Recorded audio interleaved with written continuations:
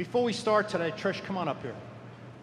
We started this about, a couple years back. We started putting the CHPC together, and I just wanted to recognize Trish Coloma here, because if there's one person who's been instrumental putting this together, but more importantly, making this relevant to the readiness of this installation and to the units here, all our units, it's been Trish Coloma. She took a disparate process and put it together with outcomes and deliverables with her personal leadership, and has made this something that has made us better as a unit, has made this installation better, and that has linked the community services to the units. And Trish, I just wanted to personally thank you on behalf of the leadership here, all the soldiers, all the airmen, our civilian leadership, for what you've done, your personal initiative, your personal leadership, and your passion as a public health officer for making us better and, more importantly, helping us see ourselves. So thanks for everything you've done. We wish you all the best, and we hope we see you again in a different capacity, but you have been magnificent, and I just wanted to thank you on behalf of the Sergeant Major, myself, and the entire team. Thank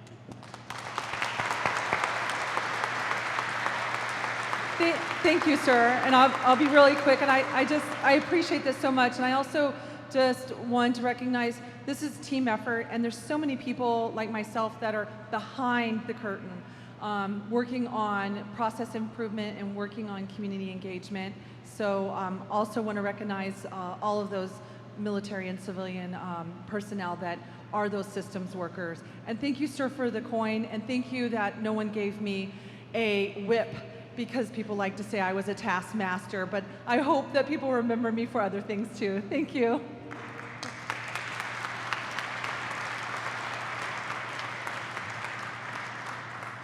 Next we have General Ryan, who's going to be speaking on the resiliency. Before we do that, just a couple of quick opening comments. Sure. Today we're going to talk about physical readiness. Today we're going to talk about injury prevention. As we get into sustained readiness, I think you know this from all our SATBs and the MTB, that personal readiness becomes the long pole here in terms of how we're managing our readiness. This is instrumental here in terms of how do we make our soldiers and our units more physically capable, more physically fit, and then more importantly, how do we work through the injuries for rehabilitation to get our soldiers back in the fight, not just for physical readiness, but to make sure that we're deployable and to be expeditionary. I'll save most of my comments on PT for the end here, but I would offer one thing. We've seen tremendous improvements on the installation and physical training. Where we can improve are in the following areas. I would like to see more units exercise unit training management to make PT more of an operation, more of a training event, and leverage unit training management so that this becomes an operation, this becomes something we train to and has a plan and has a task conditioning standard, no different than going to the range, no different than going to the field. I would like to see better improvements in remedial PT so that we're doing more planning to get our soldiers back in the fight, whether it's back injuries, knee injuries, or shoulder injuries. And Mike, we can talk about profiles here. I'm sure that will come up today. And then lastly, what I'd really like to see more of is leader engagement at PT. I would like to see a commitment to where we actually want to spend time with our soldiers. Whether you're a non-commissioned officer or an officer, it is less about your individual PT than it is about what's best for your organization and what's best for your team. And I would like to see more leader engagement to where leaders are leading PT with their soldiers and there is less soldiers wandering on their own trying to figure things out, because I think this is a leadership issue as well. And it's a leader development issue. And I would argue that if PT goes well, then the majority of your day follows. At least that's how I was brought up as a young officer. So I'd ask you to look at those three things today, and more to follow with the Sergeant Major and I as we move forward here. But I think the biggest thing is if we can make this a leadership, a training event, and make it an operation that's planned for, I think you'll see better improvement, you'll see better leader engagement, and I think you'll see more physically and ready soldiers at the end of the day. Okay, so with that, I'll turn it over to Sheena. Thanks. Thank you, sir. We can go a couple slides ahead. Opening remarks. We'll skip next. There we go. And General Lanza, if we could have you up here one more time, please, with Colonel Ryan. Test. There you go. Go ahead, please. Sir, Sergeant Major, good afternoon. My name is Bill Ryan, the commander of 16th Cab, and very briefly, about a month ago, we had the opportunity to open our Raptor Soldier and Family Resiliency Center that you'll see up here on the screen within a structure in our footprint. And really what we've tried to do here in opening this thing is, you can kind of look at the slide, is really to combine the holistic pieces of fitness and readiness together in one center where we bring, and you'll see the list of folks up here, MRTs, chaplains, behavioral health is in there, ASAP, all of those folks that are part of our Health of the Force team, really to do a couple different things. One is to establish shared understanding at Echelon, because as we sit in different sessions, sometimes we get stovepiped as we're tracking. So we wanted to create a facility that could do that, that have all those folks working there together to share information and collaborate. Two, provide a place where our soldiers and family members could come and see all these folks, and to hold events as well. And the facility has many rooms that can do different things. Our FRGs also have space in it as well. So it's really a place where our FRGs, soldiers, family members can come, and we have our entire Health of the Force team there that can do all these things that you see above. And obviously our brigade chaplain, who's still down in Idaho, we got a brigade training event going on down there right now. He sets up many events throughout the course of the FY that our soldiers and family members can participate in. So it's off to a great start. We think it'll be very beneficial, and at the end of the day, we'll assist in building readiness with our soldiers and families as we prepare in this brigade for 2 deployments coming up. So, sir, I've got 2 members of our team here to recognize. Captain Heather Bain kind of spearheads the effort moving forward here. The vision was all of ours. The chaplain kind of put it together. He's in Idaho. Heather's kind of taken it from him and run with it, and Staff Sergeant Vo, who runs day-to-day operations in there. Both of them have done tremendous work in getting this thing off the ground and running.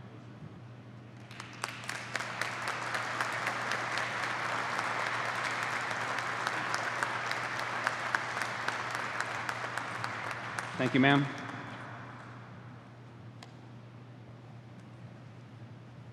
Congratulations to our champions. Next slide. Let me direct you to Hey, today's... sir, could I say something real quick? This is Tom. I'm sorry. Sound like I'm coming from the rafters. Sir, I just wanted to welcome everybody to this great facility, Wilson Gym.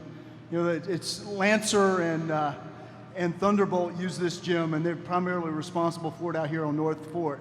But what I'd encourage everybody to do, now that we're talking about personal resiliency and about physical fitness, as you're leaving today, if you could read the citation about First Lieutenant / Master Sergeant Ben Wilson and what he did to receive our nation's highest honor, the Medal of Honor. It is absolutely amazing how he led a charge, killed enemy with his rifle, with his bayonet, and then finished off the last 4 with his entrenching tool. And that was a soldier that was resilient and physically fit and ready for the rigors of ground combat. Just as something to think about as you're here, as we process through this, sir. Thank you for sharing that, General James. Yes, sir. Today's meeting objectives. We're going to review the updates, initiatives, and do-outs of the CHPC, review JBLM injury trends and negative effects on the DoD cost and readiness. We're going to review the current status of the average brigade physical fitness training program to identify areas of improvement. Then we're going to review Army-wide efforts as well as local efforts for improving service members' overall health, fitness, and deployability status. And then we're going to receive feedback to develop a plan of action to decrease musculoskeletal injuries and increase the deployability rates. We are in the process of updating the CHPC priorities, which is due at the end of this calendar year. The proposed priorities were vetted through the Health and Readiness Action Committee, which is the executive arm of the CHPC, and many of the members are here on this front panel. Additionally, the proposed priorities align with, Army Regulation AR 600-63, which is the Army Health Promotion Regulation, and also align with the JBLM injury prevention, prevention plan, which is currently being updated. As you can see, the 5 priorities are improve financial fitness, increase healthy behaviors, optimize physical fitness, foster healthy relationships, and strengthen individual life skills and resiliency. We've changed the language to be more positive rather than negative. Next, we're going to go over the do-outs from previous CHPCs so we can ensure we maintain accountability and hold people responsible, including ourselves. Colonel Pettit. Good afternoon, sir. Our first do-out that we have still remaining and that we're working on is a Health and Force Communication Plan.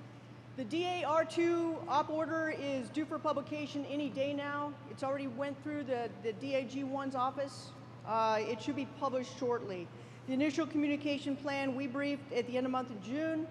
The Health of Forest communication plan for First Corps is in draft. And once the DA-R2 op order is published, we will process and proceed with publishing ours as well, sir. We just want to make sure everything is nested, but I think we have a good way ahead with this, sir. I mean, the one thing I'd ask you to do is, as we continue to build this, is just make sure it's nested with SRM. So everything we're doing is designed to feed and sustain sustained readiness based on the SRM model. Roger, sir. Okay, and that links us back to where General Allen has taken us and General McConville, but it's all linked back to SRM. Cool. Okay. Good afternoon, sir. Major Randy LaFever from First Corps G1. As we look at the due out for sponsorship over the last year or so, we focused on a couple of things I just want to bring to your attention and recommend that we move this to a green status when we look at the monthly AIT and BOLIC VTC program that we've introduced. This is where we have Waller Hall, we have 7th ID G1, 593rd ESC G1, and we're actually talking with the soldiers to get a warm welcome into JBLM, where we have Waller Hall from housing to schools, and with the leadership that are welcoming the soldiers that are coming here. We currently do this with Fort Benning and Fort Jackson, and we're actually working with Fort Rucker as well. The sponsorship and welcome video, this is a video, sir, that was introduced initially in 2013, and over the last year with the support of the First Corps G1 Sergeant Major, your Chief of Staff, and 5th MPAD. We've actually finished the video that now soldiers, family members, and civilians that are coming to JBLM actually can watch this video to have a better understanding upon coming here. In addition, this past July, at the division, ESC, brigade, and battalion level, now each of those levels now have sponsorship coordinators to help soldiers that are inbound. In addition, from our last OIP that we had, it was recommended that we have a sponsorship checklist to ensure that brigade and battalion commanders and their command teams are supporting the sponsorship checklist. And lastly, sir, the last initiative that we built for the sponsorship program is actually the quick start guide that you have right in front of you. So with that being said, sir, pending any questions, we feel that this due out is complete as we continue to focus on sponsorship through our PRR, sir. Hey, sir, Sergeant Major, I think I recommend we keep it amber, and according with the Joint Base Commander, until every soldier, we can confirm or deny that every soldier that leaves the in-processing has a sponsor. We've got some new things that Sergeant Major Moran and Colonel Morgan have put into place, but I think I would like to keep it amber until we make sure that those are fully developed. And I'm okay keeping it amber because it keeps the emphasis on things we want to continue to improve and evolve. And I know we're making great progress with Waller Hall in our sponsorship. There's still, I think, some do-outs we have. There's still some disconnects in identifying persons here to make sure they're linked up with a sponsor in a timely way. So I prefer to keep that in amber to keep the spotlight on that, okay? It doesn't Yes, sir. negate the work that's been done, but it just continues to remind us that there's work to do as we move forward. Yes, sir. Sir, if I may, this is the other part I think we might be missing. There's no question we're at the tipping point on the in-processing part and getting over that hump. But the other part and conversations that we've had is before we start getting frustrated with somebody coming from Fort Jackson or somebody like that, we want to make sure our stuff is right as soldiers are out processing. Right. You've heard me talk about this before. And that's what we need to I'm reluctant to send something to another command until we make sure that our people leaving here are fit to fight, and we've tracked that. I also want to make sure that we continue to look at this sponsorship to mentorship piece that the 593rd talks about. So there's some things here, and I know the 7th ID is working this amongst others, but this sponsorship piece that leads to mentorship as new soldiers come in is extremely important. So I'm not ready to go green just yet. Yes, sir. Okay. Thank you. Next, Colonel Morgan, would you like to go ahead and address those due outs?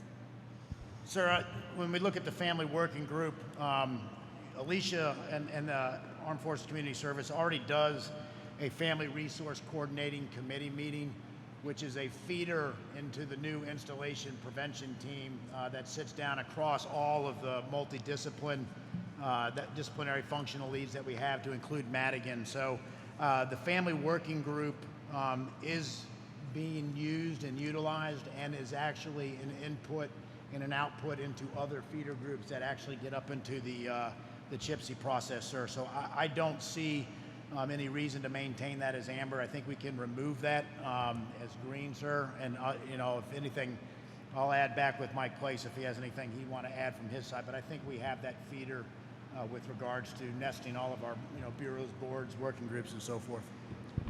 I agree it's green. I just think one thing I'd like you to focus on, and we had this discussion at the Fatality Review Board the other day, is this whole discussion on the work we're doing in behavioral health, or whether it's family advocacy, or whether these working groups on relationships and stressors of relationships. We've seen that in the last 4 suicides. 4 of the 5 have dealt with relationship issues.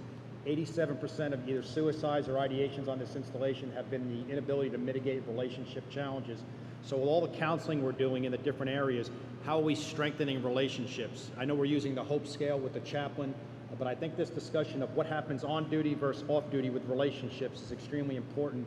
And the fact that we're so connected, as we saw the other day with the Fatality Review Board, is then causing additional challenges with our soldiers that deal with the stressors of relationships. So for Alicia, for you and your team, I'd like to continue to reinforce how do we strengthen challenges with relationships and the coping mechanisms, so when something does happen, whether it be in social media or other means, we have ways to deal with that vice automatically defaulting perhaps to hurting myself or hurting someone else.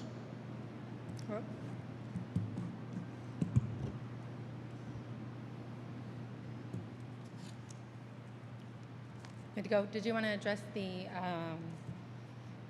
bringing together the consolidation of all the negative reports? Sir, I think we had a discussion on this, and to be honest, I can't remember if we said it should remain amber. But looking at the remarks portion on here, I think we might need to remain amber based off of something that's out of my purview, which is the dashboard. And I know the Corps working through that, but and I think defer to Chris Burns and the DCG on the criminology. I don't know if he's got it to where the DCG wants it, as well as obviously yourself. But as far as emergent case management, not emergency, but emergent case management, we've built a database and we have the right reporting mechanisms into that. But we might still be amber, and I'll have to defer off to the risk reduction dashboard and the criminology brief that the DCG has been getting after with Colonel Burns, sir. So. Thank you, Colonel Morgan. And then our last one, Colonel Pettit. Sir, as far as the MRT trainee selectees, I think we do have some good command emphasis on that.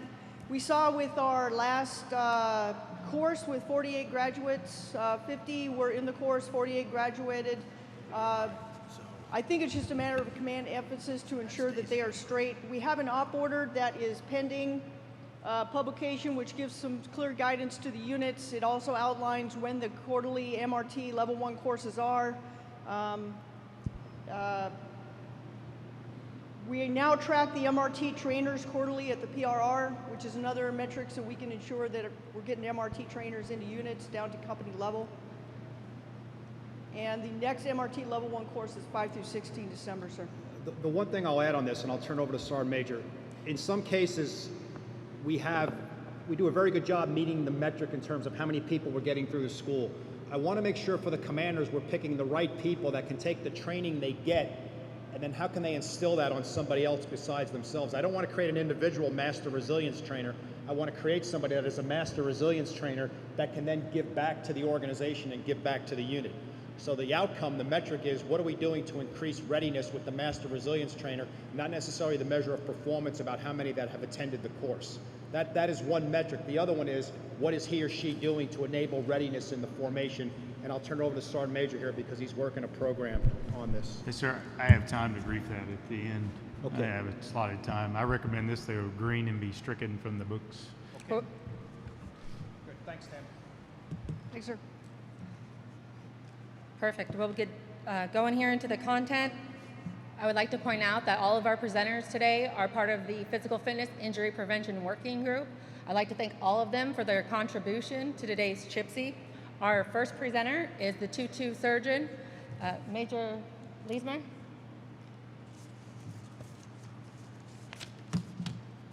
And again, thank you. Here you are. Good afternoon. General Lanza, Command Sergeant Major Grinston, commanders, sergeants majors, ladies and gentlemen. I'll be speaking today about how reducing musculoskeletal injuries is the key to increasing combat readiness. So, to be clear, there will always be an underlying risk of injuries based on the mission of the Army. However, musculoskeletal injuries are the leading cause of medical encounters, number of individuals affected, and permanent disability cases throughout the Army, and in short, the greatest number of service members who are non-deployable. Now, the majority of these injuries are caused by physical training and sports-related activities, and with the right strategy, a large percentage of these can be prevented. So this is Army data that was published in 2008, representing the impact that different disease categories have on readiness. As you can see, the leading cause, musculoskeletal injuries, is number one for medical encounters, individuals affected, and nearly for hospital bed days as well. Interestingly, the fifth leading cause, musculoskeletal non-injury, relates to things such as low back pain or knee pain that have no known inciting event. So this would be potentially a chronic injury. And to truly understand the burden that musculoskeletal injuries may have on our formations, I would argue it may be worthwhile to combine those two categories. This is JBLM data from 2015 with a very similar appearance.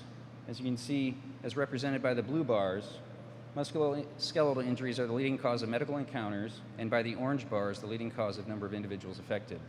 Again, the only difference here is that musculoskeletal non-injuries have increased to number 3 from number 5. I'll say one thing about this, and I'll Yes, sir. say this because I've been most of the gyms here during the week to include this one. When we talk about training management here, okay, since I'm in the gyms a lot, I see a lot of young kids working out on the weekends, weekdays, you name it. Without the right supervision for a 19-year-old to do and I'll use tricep pull downs as an example, when they're trying to do 110 pounds and they weigh about $105, chances are they're going to tear their rotator cuff. And you watch these kids work out without being supervised, without a plan in the morning. You watch them work out on the weekends without a plan, and they're killing themselves. And then they're telling you they're getting hurt at PT. I challenge you, they're getting hurt because there's lack of supervision during PT as these kids are out and about working out. And if you come with me, I challenge any one of you brigade commanders to come with me during PT and just run around with me as I go to the different places here and watch what these young kids do without supervision. Every single day they're hurting themselves. Watch them bench press, watch them squat, watch them do a myriad of things that are hurting themselves every single day without the right supervision. And you've got great leaders that are very strong working with young kids that have never worked out before, and it's all about who can man up to make sure that I don't get embarrassed in the gym. You're seeing it every single day. You've seen it when you were young, and you're seeing it here. And none of this is anecdotal. I can tell you specific kids I've spoken with that are getting hurt. I ask you guys to help me here because we're hurting ourselves just by not setting the right conditions on how we teach our soldiers to work out. Okay? Open to comments. Yes, sir. So looking at the source of these injuries, this is Air Force data from JBLM from fiscal year 2016. This graph represents data indicating that recreational sports such as hiking, snowboarding, or intramural athletics would be the leading cause of injuries, representing almost 40%, while physical training was second at almost 20%. Let me open it up for discussion here since we have the commanders and the sergeant majors here. Based on the data you're looking at, what are your thoughts on this, just in terms of what we can do to mitigate this, and just what are your thoughts here on physical readiness training from what you've heard here from the briefer? Jack, go ahead. Well, so I mean, the first thing that comes to mind is to prevent, the injuries is proper execution of PRT. What I found, and I was just as guilty of it as others, and not buying into the Army program initially. But it was because I didn't understand how to properly execute it, and I think the proper execution of PRT will help, and I think we're going to start seeing that with some of our MRC3s. It's going to take some time, but I think we're going to start seeing that. Absolutely, sir. Sir, as we look at this, it ties into what you're saying. I think that there are 3 E's associated with this as we deal with our Bayonet Warrior Athlete program. The first thing is we got to educate our soldiers on how to execute appropriately. Then we got to equip them with the right stuff to be able to do it appropriately. And then we got to execute it appropriately with the right supervision, with the right engaged leadership. And that's what we're working on right now. We had our LPD a couple weeks ago or last week, with the senior leaders of the division down to battalion, squadron, command, and command sergeant major level. And what's critical here is I really do believe the decisive echelon is battalion, squadron, command teams, and being able to resource our company, battery, and troop commanders to be able to execute this. And then it has to be through UTM, and it has to be with a program that extends out, that understands that if you're working one muscle group one day, the next day you probably ought to let it recover and rest. And you don't just do the same thing all the time. You do it such that you max the effect, and then there's a nutrition linkage to it, et cetera, et cetera. And we'll talk about that later. But I think, sir, education, equipment, and execution are the key components of this. Other commanders or sergeant majors? Ron or Mike, from the medical perspective, anything? Sir, I don't know that I can necessarily give you a medical perspective, but I give you just a leader perspective, and I agree 100%.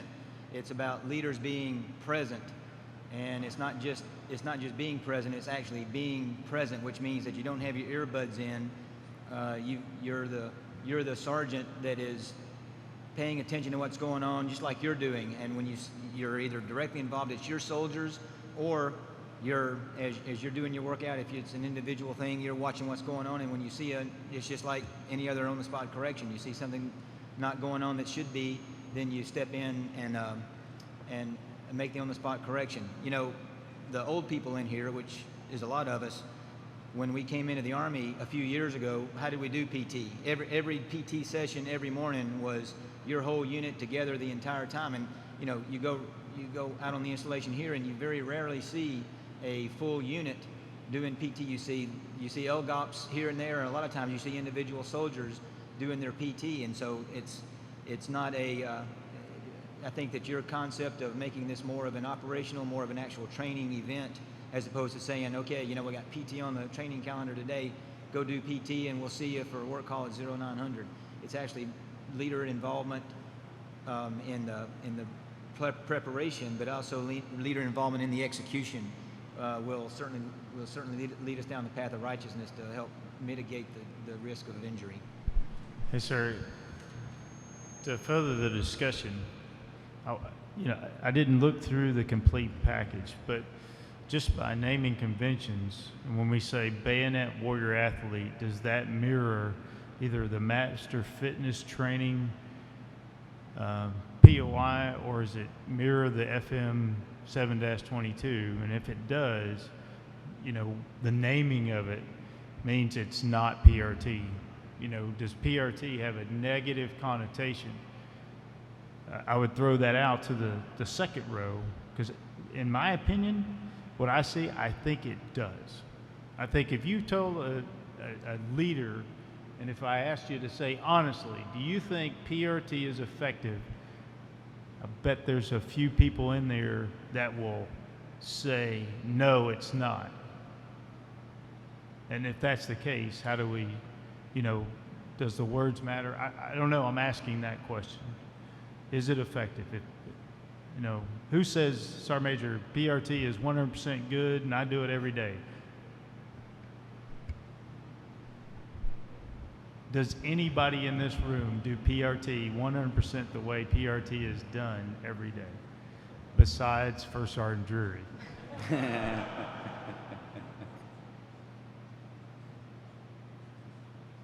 Crickets. Then we go forward with the slides. Well, you know, Sergeant, I mean, that was kind of my point, you know, was, you know, that I think it's a lack of education. I mean, when you really get into it, you know, my mind was changed, because I was one of those that was not a PRT believer. You know, it was not intense enough. Can I just start with one thing, if we can agree to this? I know PRT is not done a standard 100%. I'll agree with that. Where I could use your help, though, when we start this, is just accountability. If we can just get back to basic accountability of where our soldiers are for physical training and physical readiness, with their leaders, if we can start with that, I think a lot of the other things that extrapolate from this probably go away.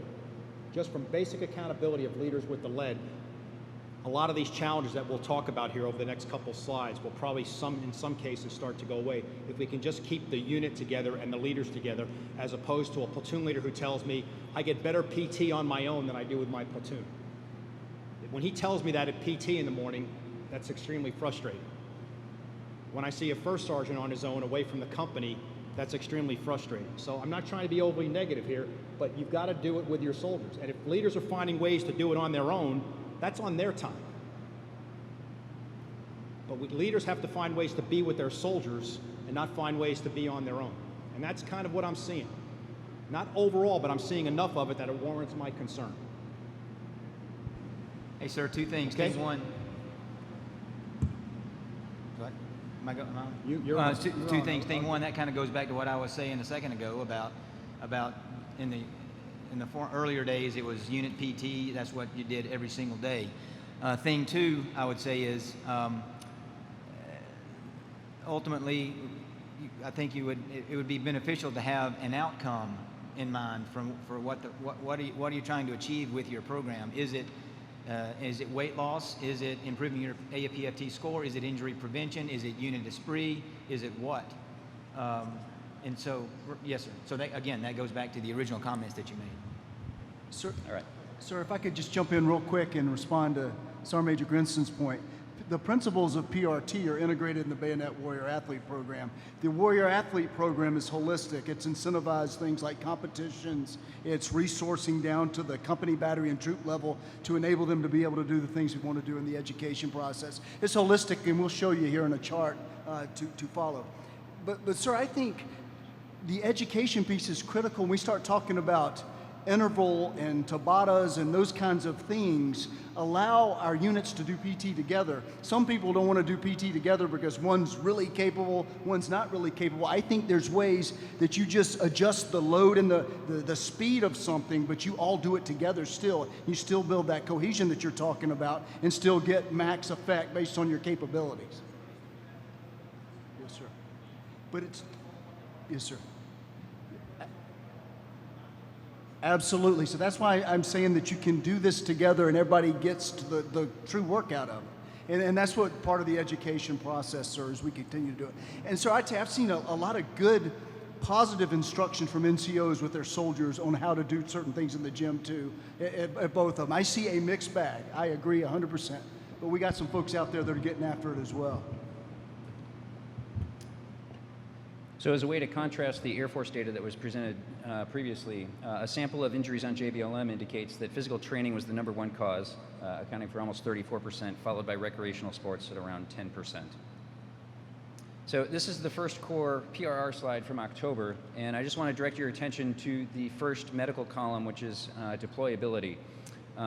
This data, or these percentages, include commanders' decisions, which absolutely are a necessary and legitimate tool.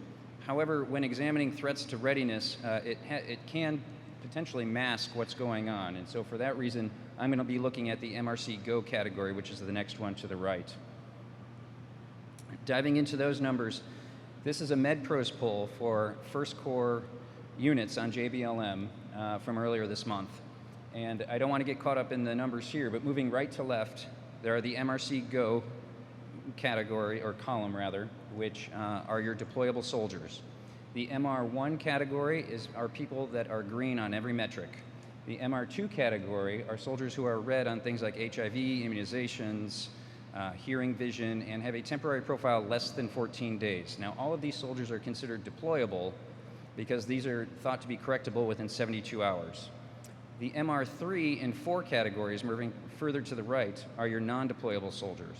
Those include things like profiles greater than 14 days, pregnancies, soldiers in the IDAS process, as well as dental readiness category 4 and PHAs.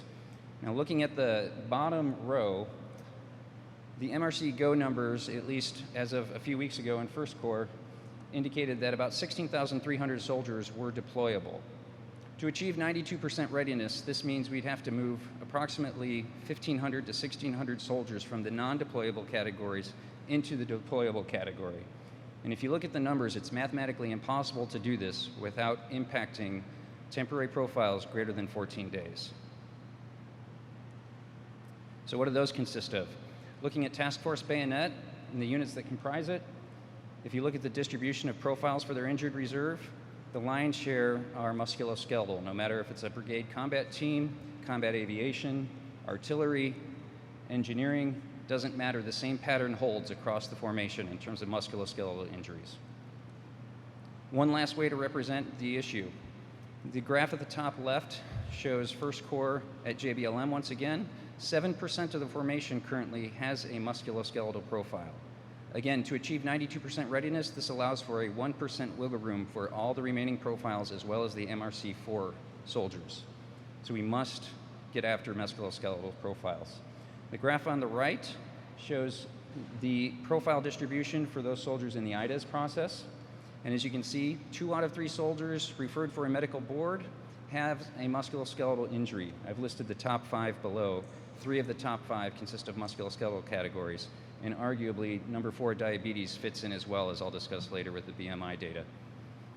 The last graph, the lower left, shows that the soldiers that have been accepted into the Warrior Transition Battalion, 84% have a musculoskeletal condition as part of their medical problems.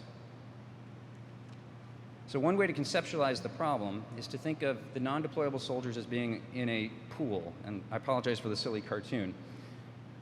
The majority of the current efforts are directed toward trying to drain this pool.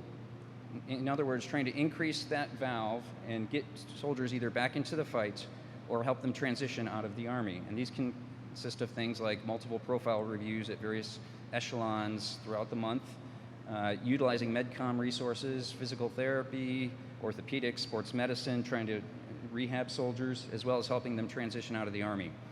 And these efforts have led to a readiness level of somewhere in the mid-80%. I would argue that if we're going to get through 90% readiness, we need to look at the left side of this equation. Can I ask a question here for our medical? Is it possible when you go in to get a diagnosis, let's say for a back problem or shoulder pain or something, is it possible to get a physical therapy program with the diagnosis as you get your Motrin or whatever you're getting, so that you're getting something to talk about what you need to do to rehab as you're getting the diagnosis of what's wrong with your knee, your back, your shoulder? So Yes, the sir. doctor can tell you, so you don't have to make another physical therapy appointment. Yes, and sir. And you know what you can start doing to rehab to get better. Sir, as a family physician, I would do that all the time in my clinic for anybody who came to see me. You know, I have the same kind of instruction sheets available to me that the physical therapists do. And I can show you how to do those exercises along the way as well. So, yes, sir, it doesn't have to take a second one in order to be seen, to go see physical therapy. I mean, sir, I would just tell you, Mike's guys are doing that. I mean, from personal experience, I've gone over there and they give you, here's what you need to do, you know, to recover. Trying to cut down on the time it takes to rehabilitate, but more importantly, get a soldier started on what he or she needs to do to rehab knee pain, back pain, shoulder pain, what are things they can do, what they can't do, functional fitness to get rehabilitated, and then obviously it ties into the remedial PT program that the unit has to help them rehabilitate and get better. Absolutely, sir. One of the nice things about our new profile system is that those are standardized profiles that have that kind of information built into the system. So digitally, I don't have to go type all of that for the new profile. If there's actually a profile that goes with it, it actually will give you exercises and so forth as part of that as well. Hey, sir, Hey, Franklin. sir, I don't want to be the negative person in here on that one, but in my own personal experience, I had to go twice. So when I went today, I'm having this issue. They're like, we don't know. We'll set you up an appointment with a physical therapist. Hopefully the doc's not in here and don't throw anything at me. But I think there's room for improvement there in that area, because in my own personal experience was, no, we got to set you up with physical therapists. Concern is there's not enough physical therapists based on the amount of soldiers these guys have. I would agree. Would you agree? There's just not enough. So what can we do to work through this? Because not everybody's going to get a personal physical therapist. And if you do this, we extrapolate the appointments. So what can we do to start building a rehabilitative process within the time we're identifying the injury? Sir, I think what a lot of units have done is they have their physical therapist and then they do a battalion consolidated rehabilitative program. I don't know if all the 7th ID has that, But what my understanding was that there was a physical therapist at those battalion formations. Is that correct or incorrect? Colonel Turner is saying The brigade yes or sergeant no. major. Yes, sir. Yes, We have okay, some initiatives okay. that actually leverage the physical I'll hold. therapist using the master fitness trainers. Okay. But Sergeant Major, this is really the point. The role of that physical therapist should be no more than half time doing physical therapy in terms of traditional rehabilitation and so forth. At least half their time ought to be doing injury prevention so we can stop injuring people at the rates that we are to optimize performance in physical training so we don't have to have the physical therapist. I own the rehab piece of that. I will buy more physical therapists to meet the demand if the demand is there. But those assets need to be focused at least half time on making sure that we decrease the injury rates. Otherwise, we will never get out of red on the PRR. Hey, sir, Stephen. So a couple of things. I agree 100% with what Mike just said about the PTs being there for more than just the hands-on treatment. It's really helping develop the prevention programs. Frankly, sir, a lot of times, I mean, bodies are amazing, and a lot of times the best thing we can do is get the medical community out of the way and let them let the patients, people heal up on their own, and many times the individual is his or own worst enemy, because when you've got a population that tends to want to be healthy and wants to do stuff, when they sprain their ankle or turn their knee or hurt their back, they don't like not being able to do stuff, and so they a lot of times will get back into the fight before they're ready to. And so, all right, so back on, you don't have to go back to it. Back on slide 23 with a funny looking cartoon, one of the comments that is worth mentioning in your post-injury and the current efforts, you got profile reviewed 3 times a month on there, but what's not on here is communication between the medical community and leadership, and that is critical, and that's kind of part of what the e-profile system is designed to do. It certainly affects digital communication between the medical community and unit leaders, but it's ideally designed to facilitate the actual eyeball-to-eyeball or phone-to-phone contact between them to talk about soldiers and what needs to be done to get them back as quickly as possible. Yes, sir. I did try to indicate that with the battalion to PA conversation, but you're right, it's more than just that. It's the medical corps as a whole. I'm going to move ahead. There's a lot of risk factors that are associated with sustaining an injury as well as not recovering from one, but getting at what the conversation was driving toward with the physical therapist. Traditionally, the physical therapist has worked essentially on post-injury or rehabilitative soldiers, and the master fitness trainers have, to a varying degree, been involved with PRT and injured reserve PRT, both working toward the same goal of increased readiness, but largely independent of one another. What we've done in the Lancer Brigade is try to leverage the physical therapist and integrate the master fitness trainers underneath him such that they do biweekly LPDs and receive a certification from the physical therapist such that they then go out and conduct PRT, injured reserve PRT, and LPDs with their formation as a way of augmenting and leveraging the physical therapist. When you identify an overweight soldier in the Lancer Brigade, and since the Lancer Brigade is briefing Jerry, do you, for example, say, okay, the overweight piece is going to lead to other issues if not resolved? It's more than just being overweight because you're overweight. It leads to potential back problems or knee problems or other problems based on the fact. Is that considered into your assessment of your soldiers when you look at this? Okay. Yes, sir. I breezed over it, but the Medical Readiness Assessment Tool, the MRAT, does give us that data for soldiers that we can use for inbound soldiers. So, for example, this is some data from the Medical Readiness Assessment Tool, and you can see if a soldier were in processing into 2-2, we could see if they'd been on profile for the last 2 months, if so, how much, what their BMI is, if they use tobacco, that sort of thing. And that is incorporated into our assessment. So as Colonel Place said, his goal is that physical therapists spend 50% of the time doing pre-injury or preventive work. Our goal in the Lance Brigade is actually that it be 2/3. We have a long way to go to get there, but this is sort of our vision. And then getting back to the bathtub. Hey, sir. Yes. We go back. So that unit newcomer, we're looking at in-processing. They do, I think it's day one, they do an in-processing height weight. I think everybody's got that now.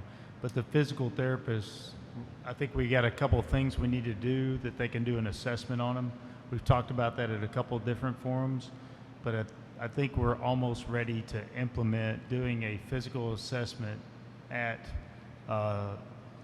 reception, so you kind of know what category the bin they fall into. So I think we're almost there because Colonel they Edwards, do confirm? Okay, we're close. In summary, sir, I think all the efforts to date are worthwhile and should be continued. I do think I had an asterisk next to injured reserve PRT. I think there's a lot of room for improvement in that category across the formation. Again, we're using the master fitness trainers as a way to improve that. But then getting to the left side of this pool, performance nutrition. So obesity is a problem throughout the Army, not just in the United States. Aggressively going after soldiers who are obese and enrolling them into the Army Wellness Center. I've spoken with Colonel Place about embedding registered dietitians into the Soldier Center medical homes. For example, the Akubo Clinic on North Fort has 3 brigades in it. There's more than enough work there for 1 registered dietitian. Tobacco cessation, the same thing. Every appointment is a readiness appointment, no matter if the soldier came in for a stub toe.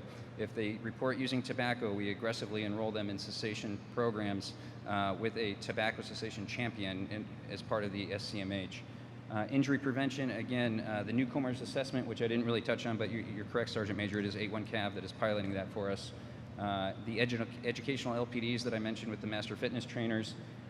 We're building an injury prevention center in our 2-2 footprint that the physical therapist will work out of and conduct team and squad level injury prevention LPDs out of. And then, again, a fundamental re-emphasis on PRT. These are the things that we're focusing on to try to get after this. I'm certainly happy to entertain any questions. Questions or comments? And is this something, Tom, that you've extrapolated to the other brigades with Jerry's program? Is this something that's gone to some of the other brigades, the way Jerry's approaching this? They're all, I imagine, they're all same thing here with you guys? Well, I mean, so the functional brigades, I mean, we don't have, physical therapists. Right, so how are assigned, but we're leveraging others from Mike's organization. All right. Thank you.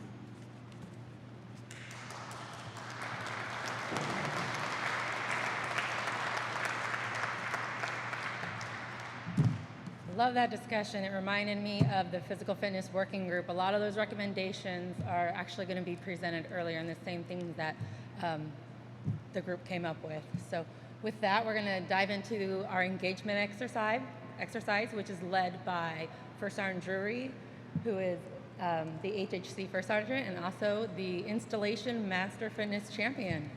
Cool. Thank you, Sheena. You're welcome. Good afternoon, General Alonzo, Sergeant Major Griston, and CHPC members. First Sergeant Drury, 593rd HAC First Sergeant. So my recommendation of conducting a full strength and mobility PRT session was kindly rejected by the working group. However, I do have the opportunity to shed light on some of the functional fitness movements that we do every single day when conducting PRT correctly. So if you will, like to participate, please stand up. If you're unable to participate for physical limitations or your civilian attire is not appropriate, that is fine. So make sure you're pushed away from your tables, chairs, or anything that you can use to actually help yourself getting on the ground.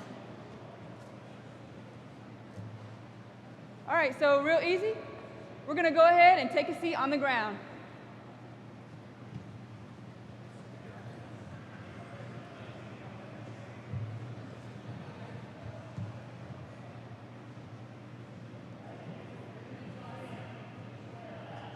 All right, I think everybody is there. All right, now we're going to go ahead and stand up.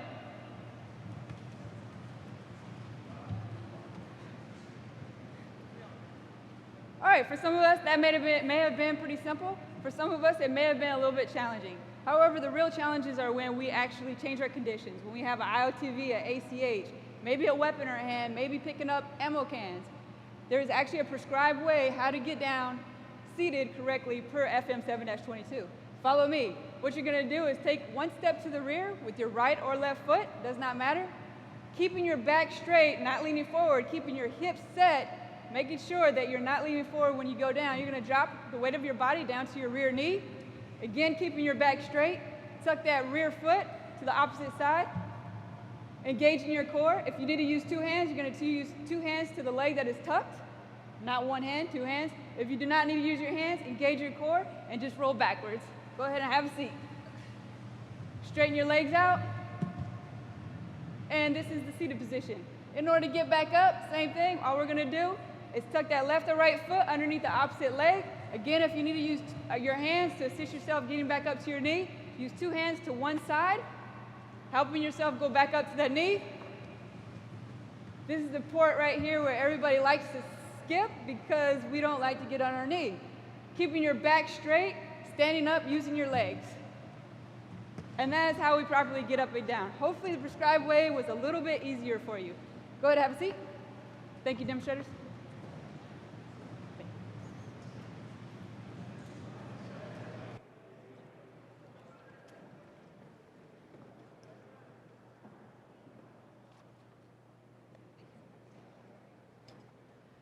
All right, so I'd like to mention a quote that was mentioned last CHPC by Major Pitt. PT is the only event we do daily yet spend the least amount of time preparing to do. And I think we can all agree with that. So while in the working group, a question came up. What does physical fitness look like? I think all of us have our own opinions of what physical fitness may look like. Some of us may agree this is physical fitness and what it looks like. Go ahead. Or this. Or maybe even this. I would agree with all the people pictured in these slides are physically fit. However, a more appropriate question is, what should Army physical fitness look like? In 2010, August of 2010, TC 3-22.20 came out. In October of 2012, the first FM of the Army Physical Readiness Training Manual came out. The Army got rid of physical training and introduced physical readiness training because the Army realized what we were doing in the hours of PT was hurting our soldiers and hurting our readiness. So now we have physical readiness training. Next slide. And the components of physical readiness training, we need a blend of strength, endurance, and mobility. Not just out there running, not just out there lifting weights, but a blend of all of them well balanced out. Next slide. So our endurance and mobility days used to be referred to as our run days. Now consist of functional fitness drills and a balance of speed strengthening and distance running, not to exceed 30 minutes. Next slide. Our strength and mobility days, which we used to call muscle failure days, now consist of a series of upper body, core, and leg strengthening exercises. And here are some of the exercises out of the FM. And I really believe the problem is not that PRT does or does not work. PRT does work. It is very effective. The problem is when PRT came out, there was not enough education for senior leaders to understand, hey, this is what we're supposed to do.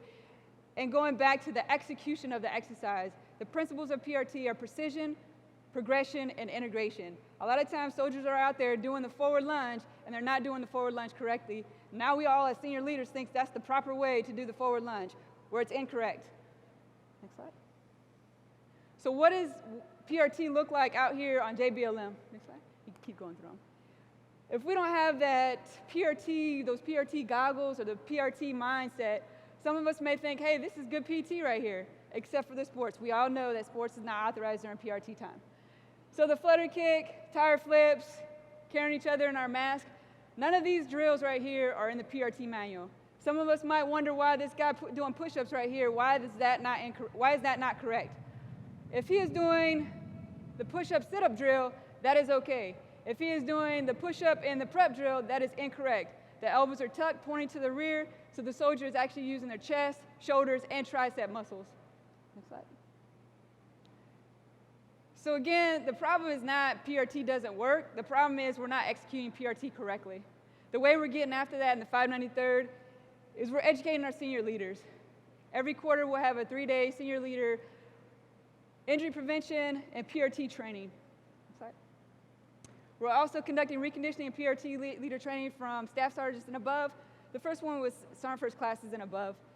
Next slide. We're standardizing our reconditioning programs at the battalion level. This is where the physical therapists have been really instrumental helping us develop these plans. Also, making sure that the non-commissioned officers that are in front of those programs are trained, certified, and not on profile themselves. We're conducting staff-assisted visits throughout the SE, going down to formations, let them know, hey, this is what you're doing good, this is what you're not doing so good. Next slide. And lastly, go ahead. We had a pilot program screening 27 soldiers coming right to the unit, right out of AIT. Of those 27 soldiers, 11 of those soldiers tested high for potential injury. Out of those 11, 4 soldiers were actually able to stay with the program and test out. Staff Sergeant McCubbin, where you at? He was our senior lead non-commissioned officer conducting the integration program, and I'd like to call him forward to maybe give us some more information on this data right here with the soldiers that actually stuck to the program.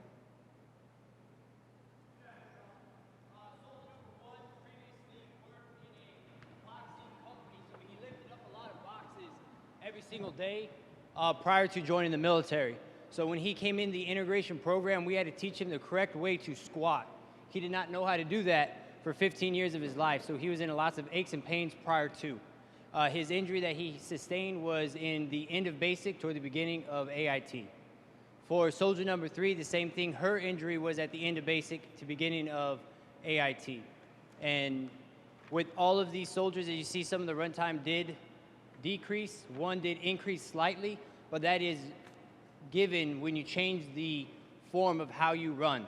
Every time we ran with these soldiers, we ran to the 180 beats per minute with a metronome running so that they would hear the cadence and know exactly when their feet should fall and hit the ground. Thank you, Sergeant McCubbin. Again, going back to the precision, progression, and integration, the principles of PRT. Next slide.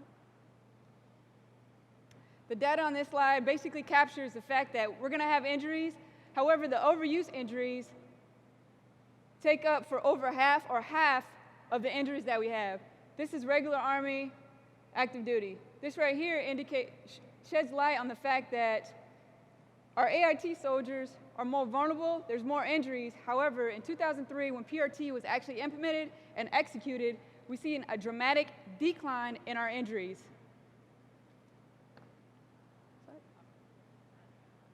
You can keep going through this. And bottom line up front with this slide right here, the data on this slide shows that we want to do our endurance and mobility days no more than 30 minutes. This is where we get our return on investment.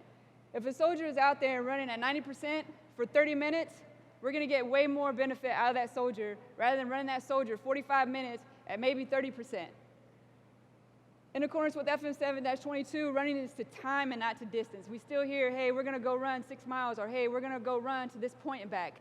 It should be done by ability-based. If a soldier is an A group soldier running, he should be running at a 6:30 or faster pace on ability groups. Every quarter mile, we should be calling out their split times to ensure they're on that pace. They're not just out there beating the pavement. Next slide. Bottom line up front, Sir Sergeant Major, sound physical readiness training strengthens our soldiers and prevents injuries. Pending your questions, that's all I have. Hey, we had a discussion up here. I've talked with Sergeant Major Love. I'm not sure if I talked with Sergeant Major Rocco, and I know I've talked with the in-processing company. We truly believe the problem isn't the soldiers coming out of AIT.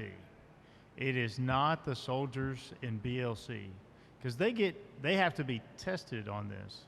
And my proof was today I did the rehearsal for the senior leader development training that we're going to do not tomorrow morning, but the next morning. So every soldier in the formation was, Sergeant Major, do this. So they were teaching me. So when we say we don't know how to do a push-up, we don't know how to get around, mostly it's us and maybe our Sergeant First Classes and our staff sergeants. And that's why we're trying to look at when people come in to kind of show them what the right looks like across an installation. And over time, we'll get better with this. But the soldiers get it. They get an AIT, and they know what they're doing at the sergeant level, but we ruin it all at the staff sergeant and the sergeant first class because we don't know what to look for and what to check because we're not doing it, and we've done it so wrong for so long. We got to go back and look at it and say, hey, this is what you're really supposed to be doing. And I think that's what we're trying to address the issue. And if I got it wrong, somebody let me know. That's it, Sergeant Major.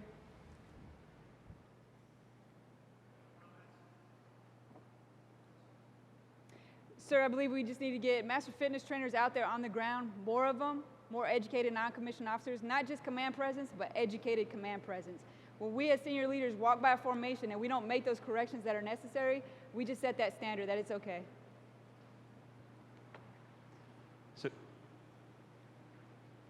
So, sir, if I could just add in, I think some of the silence when Sergeant Major asked about who's doing PRT, who thinks this is the right way to go, I think it was almost a trick question because even though PRT shows us that there are standard ways to do things, it offers a lot of flexibility on what you do any given day, what you do for abilities, and how you get people to their maximum potential. So it's not supposed to all look alike across all formations every day.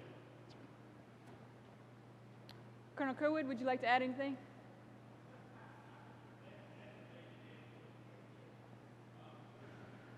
So for those that don't know me, my name's Colonel Dennis Kerwood. I'm the Support Operations Officer for 593rd. And the reason Master Sergeant Drury asked me is because when she was the senior instructor for the AIT Platoon Sergeant course, she would bring her students down to my battalion to demonstrate to them what's right.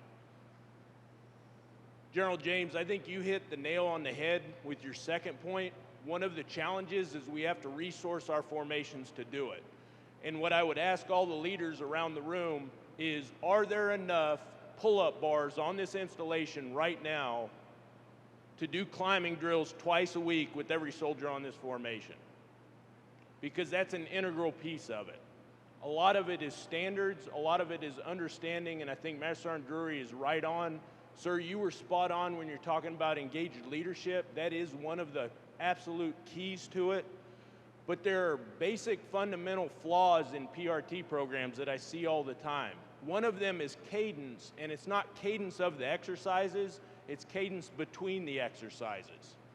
Everyone should feel rushed when they are leading the formation because their goal is to keep everybody moving the entire time. And we wind up resting every single formation because we're looking at a little cheat card because we don't know what they are. Print them out big, put them in front of you so that you can go straight from one exercise to the next, to the next, to the next to keep the heart rate up. The other challenge we see a lot of time, we talked a little bit about running, but what I saw in my formations, if I wanted to get soldiers to run faster, it was speed running. It was more intervals. If we incorporated that into the program, we saw bigger benefits than we did doing more running. If we had problems with core strength, it was the climbing drills and the pull-up bars. You have to integrate, just like we talked about in your three bubbles up there, the strength and conditioning, and are we resourced to do that across our formations? And one of the keys, that big circle on the top with mobility, we've talked a lot about, and the doc was talking about it, how do we close that valve on the flow in? A lot of that is stressing the mobility, and it's the functional fitness elements of PRT that increase that mobility. If all of us over 40 raise our hands right now, I guarantee a large percentage of us can't get our arms behind our ears because we've lost mobility in our shoulders.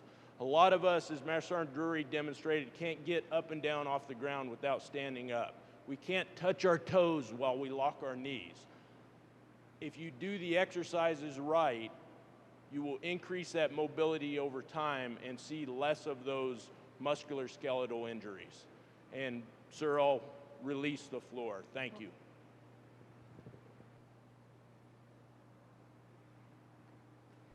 And you know, we talked about the resources, but it goes back to what I was saying though, is that we didn't even know we needed more pull-up bars. It took me 9 months to get pull-up bars mobile. I didn't dig in the ground, Colonel Morgan, but I did get some pull-up bars by the Corps headquarters. But part of it is knowing, said, hey, why don't we have some pull-up bars around here? I mean, how can we do these drills? Again, it goes back to what I was saying. If you don't have somebody that goes, hey, I probably should be doing this on a more regular basis, you don't even know that you really need some more pull-up bars and some other things. Hey, First Sergeant, I just want to say thank you for the example you set and the work you've done, and you just got moved to First Sergeant, but thanks for what you've done in changing the way we do business on JBLM, and more importantly, your passion for getting after this. But thanks for your leadership. Thank you, sir. Thank you very much.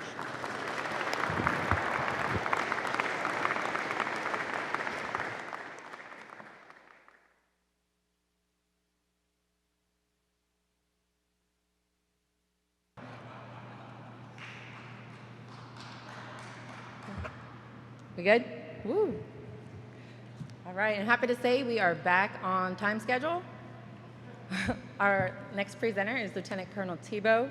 He is the 7th ID surgeon. I'm going to go ahead and invite him up at this time. Sir, as Doc Tebow's going up, I'd like to tee this up, sir. What he's going to brief you on is the Bayonet Warrior Athlete Program. And it came to fruition as we started doing our analysis of your command training guidance for FY17 and as well General Abrams' guidance. We talk about the priority is soldier fitness, physical, mental, emotional, spiritual, but we're focused on a combination of all of it. But in this case, we're going to talk a little bit about physical and mental as it relates to building this combat warrior that can endure the rigors of ground combat, sustained land combat. And so that's what he's going to talk to you about. And he'll talk a little bit about the E's that I talked about earlier, about education, equipping, execution, engaged leadership throughout to be able to pull this off. We've had several sessions. We briefed it throughout the formation. It was a component of what we talked about during our QTBs, and that was down to company, battery, and troop level. So we're moving forward and educating the force. Now it's just making it happen and getting after it with our engaged leaders. And Doc will walk you through this. I think it's important to understand that PRT is integrated into this. You know, the whole idea and concept of functional fitness and how do we do this and do it right to prevent injury, but also to be able to take out for enemy with an entrenching tool. And so this is what he'll talk to, and we'll amplify some things as we go through it. General Lanza, Command Sergeant Major Grinston, commanders, ladies and gentlemen. I think General James pretty much said it all, so pending your questions, I'll go into a little bit more detail than that, but thank you, sir. I think you did capture the essence. The Bayonet Warrior Athlete Program is a Task Force Bayonet initiative to get after a lot of the things that we've been talking about here today. And to address a couple of the things that we've brought up during this session, this is a way to go after physical readiness. It is not the only way. There are certainly other ways to do it. The 10th Mountain Division has their Unbreakable Warrior program, and we actually modeled a lot of what we are doing in the Bayonet Warrior Athlete program on what 10th Mountain was doing, with a few tweaks here and there. But there's nothing special about this program that can't be done in other ways. Ultimately, it's about providing a tool set to a commander so that they can go after and get after physical readiness. And I think we've found a good way to do a lot of those things, and I'll discuss some of those in detail. This is a conceptual slide for how the BWAP program is going to work, and it's organized along lines of effort, and I'm going to emphasize a few things in there. In the resource and equip line of effort, we talked about the gym in a box fielding. Task Force Bayonet right now is in the process of procuring gym in the box equipment. And the gym in a box goes after a few different names. There's some competing systems out there. Some of you may have heard about Beaver Fit, TRX. But the concept is that we get the functional fitness equipment down to the company, troop, and battery level. The gym in the box equipment consists of kettlebells, weights, pull-up bars, all the things that we've been talking about here to do not just PRT, but functional fitness. And I do want to emphasize that this is in addition to PRT. This is not in place of. This builds on a successful PRT program and adds a few other elements of functional fitness to it. So it does enable folks to do PRT correctly according to FM 7-22. Another advantage to the gym in the box equipment is that it's modular, and it is designed to be shipped, and not only shipped to the customer, but shipped worldwide. It comes in containerized system that can be packed up and shipped on standard deployment platforms so that these systems can go with units when they go overseas and they can maintain their programs over there. Part of what we're doing for resource and equipment is getting the manpower in order to do this program. This is going to be run through our Bayonet Academy. The Bayonet Academy, in addition to the BWAP program, already runs a PRT program in order to teach people how to do PRT, again, as an adjunct to the Master Fitness Trainer program. We are looking at getting some manpower from across Task Force Bayonet in order to get the coaches, the trainers that will teach the coaches that will then go out into our units and teach the soldiers and make sure they know what right looks like and make sure they're doing things correctly. The Educate line of effort encompasses a lot of different things. We talked about the Bayonet Academy, doing the BWAP program over there. We're also trying to integrate the Master Resiliency Trainers into that program to get after what General Lanza talked about earlier. How do we get those resiliency trained people to get into other areas of our training in order to incorporate that into everything that we do so that it's not just limited to those folks who have gone to that course. The chaplain Doc, has if I could dive in here real quick. Yes, sir. Hey, I want Dave Foley sort of give you a quick update on some of the creative things his battalion commanders are doing with UW and the Pacific Lutheran. Do we have a hand?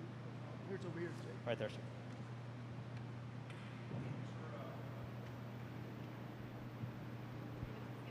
Okay. One of the things that goes back to what Bayonet 6 talked about with the education piece, and Jared Bordwell and Sergeant Major Lundak took ownership of a existing partnership they had with University of Washington, ROTC, and understanding that we are made in many ways very athletic individuals that are looking for ways to change their lifestyle.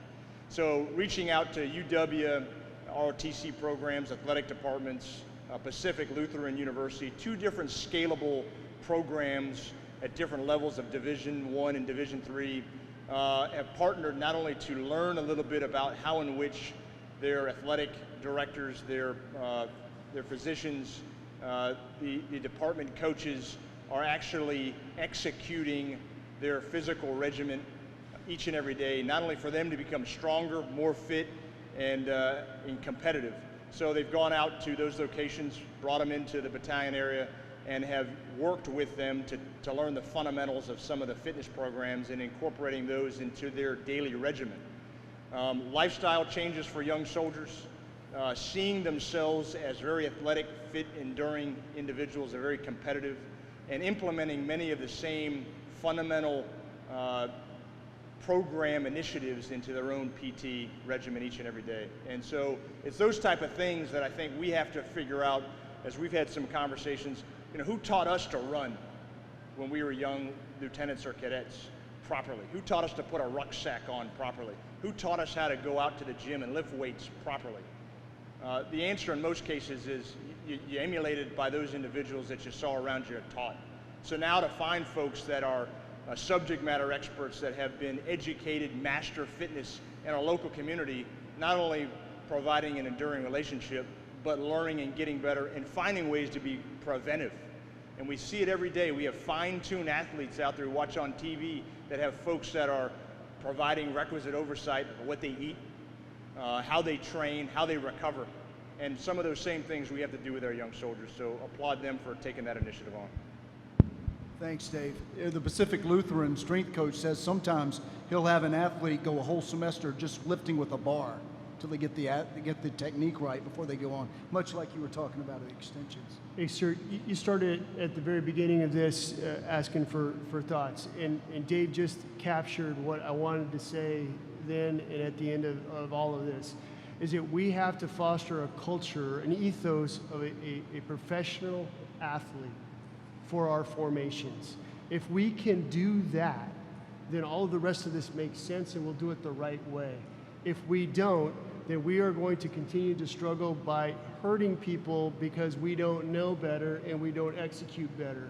That's the key to this. So if we approach this as any collegiate, NCAA 1 or professional team, there's no way if you're playing in the NFL that we would tolerate this kind of injury rate. There's just no way.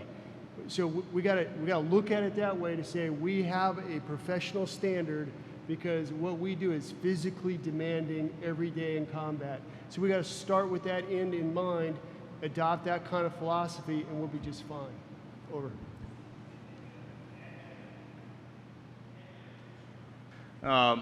It's not just about driving ourselves 5 days a week. You know, we had a great discussion at our LPD about when you recover and when you rest. That's a big piece of it. We have to expect our leaders at Echelon and our squad leaders. For me, PT is done at the squad level with oversight of the platoon, company, and on up. But we have to demand that there's rest cycles, because otherwise, and I'm a perfect example, being in India, and I ran 17 straight days, raw. That's because the CG wasn't out there providing oversight for them. But at the end of the day, we have to be disciplined and demand of our soldiers that those strategies out there allow them to get beyond the 5-day week and 10-day week. It's okay to take a knee. It's okay to work with a team leader on the side during those rest cycles. Sometimes those young soldiers don't want to be as part of a divisive entity in us, and it goes back to that culture. To promote it, you got to be responsible to understand and see those soldiers where it's important that they rest. And those are some of the things we're learning from our partner teams out there, that you see it in professional athletes. They take time off to recover so they become ready, and not a statistic where you're non-deployable and I need to go see a medical health professional when I can just recover on my own. And sir, if I could just add, in addition to recovery, it's also how you fuel yourself. And so I'll pick up on Mike Place's argument. The performance triad has three legs: sleep, activity, nutrition. And we spend all of our energy talking about activity. We spend no energy talking about the other 23 hours of the day, which is how you recover and how you fuel yourself. And I think I see a lot of soldiers who work hard for 60 minutes in the morning and then put crap in their bodies all day, every day, and we don't talk about it. And that's probably the biggest determining factor of obesity, which then leads to injuries because your body can't handle the load you're putting on it every day.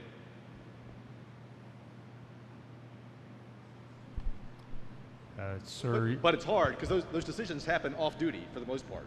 They're out of our control, those decisions that soldiers make. So you really got to, it really goes back to creating a culture of elite performance. I would agree with you, Larry, that some things they do are out of their control, but what is in your control is the standard they need to have as a soldier. So what a soldier does on his or her off time impacts on the professional standard you expect he or she to have. And that's a message you need to have. So a soldier has an individual responsibility. And you as commanders and sergeant majors, what they do on their off time impacts on their professional time. And if they're not meeting the standard, I may not be able to change what they're doing at Burger King or whatever they're doing in Lakewood, but that impacts on what you demand them to be in terms of a soldier who can fight and win. And therefore you hold them accountable. And if they are overweight, then you don't carry them for 6 months or a year where they go from being an overweight soldier to an IDES soldier. And there's enough of that on the installation. So I agree with you 100%, but life is about choices too. And there is some individual responsibility and individual accountability we need to have as grown people. And once you put out what the standard is and the expectation, you can set the table. There are some soldiers that will choose not to eat at that table. And at that point, you have to hold them accountable. So I'm balancing what you're saying with the realism here that there are task conditions and standards and accountability. And there are life choices and decisions that adults make. Sir, I completely agree that we just consistently ignore the rest factor and the sleep. But I'm going to just say one thing that's going to be a little shocking. We are not professional athletes. If a professional athlete goes, do they carry them 2 years and pay them, in the Minnesota Vikings? I mean, if it's in their contract, they may get a bonus, but even so, certain people, they get cut. And it means something when they get cut. They may not get the full 20 million.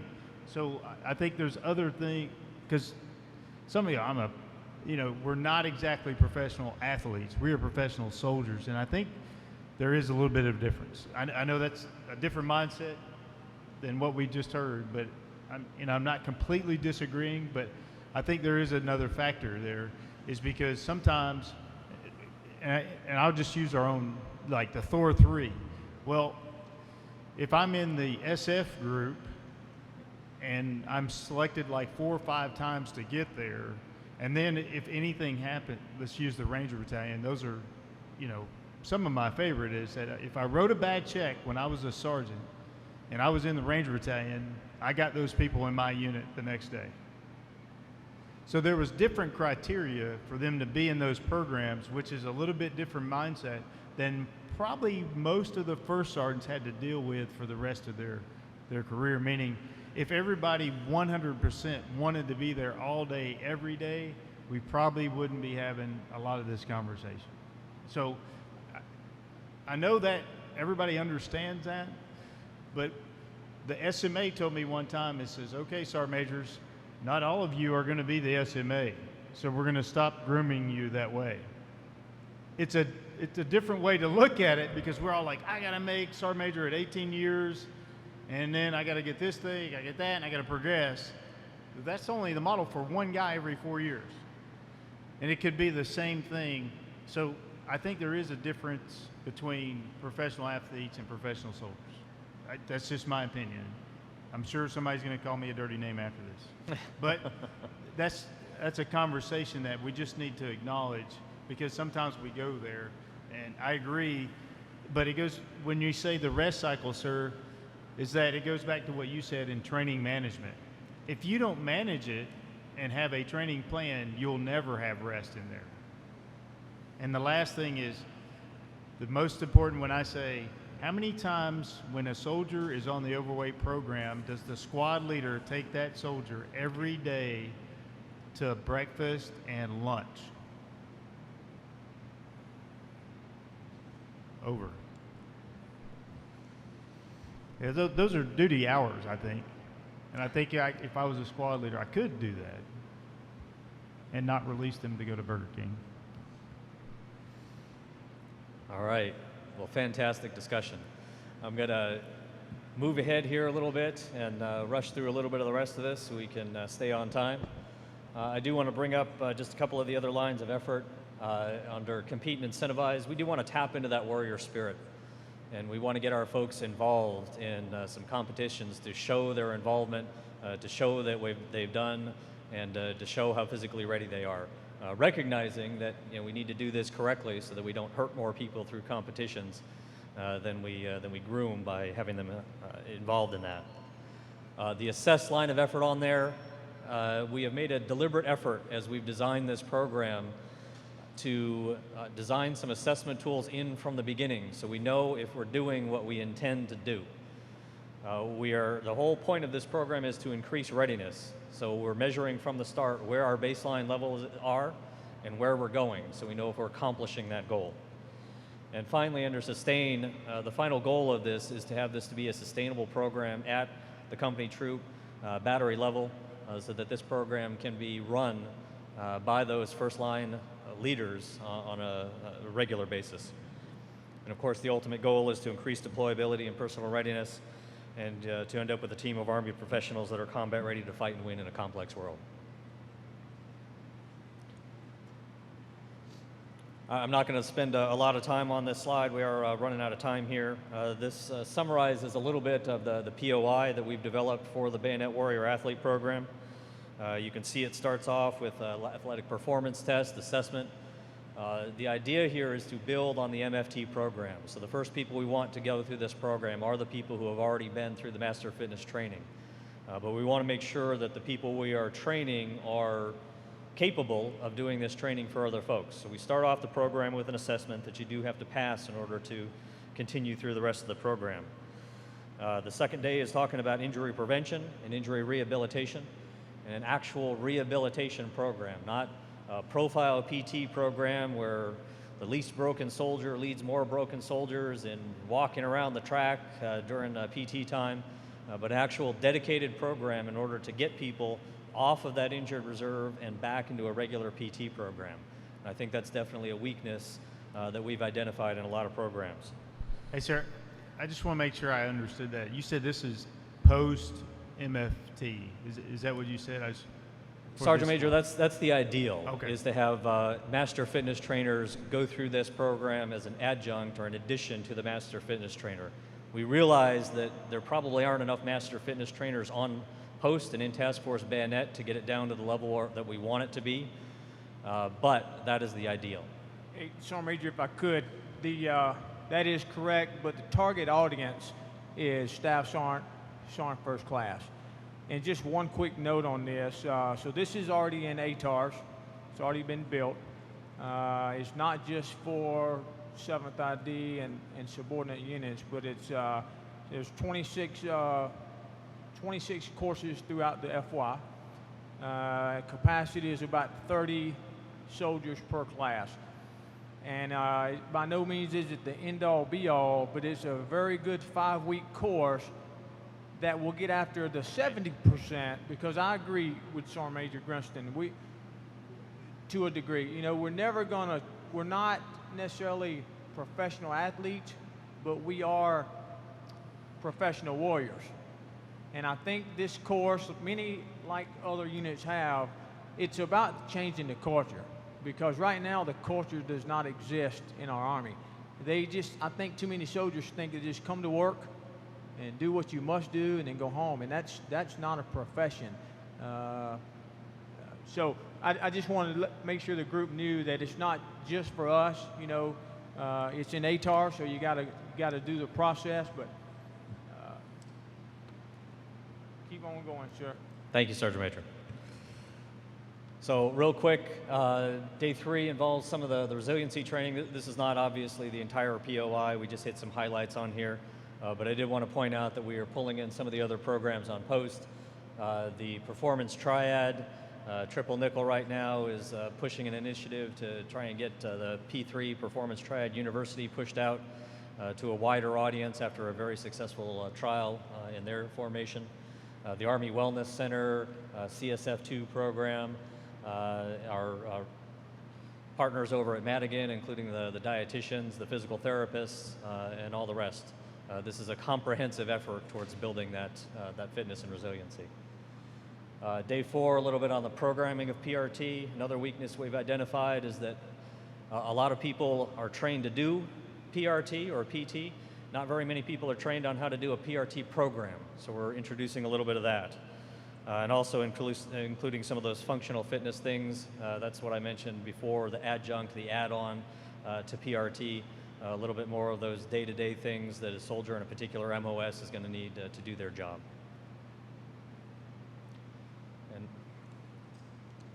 And sir, I'm not going to spend a lot of time on this last slide. It's very busy. Really the only point I want to make on here is one that I introduced earlier, that we've got these special populations over there on the right side of the slide. That's the ABCP, the P3T, the injured reserve, new soldiers coming in.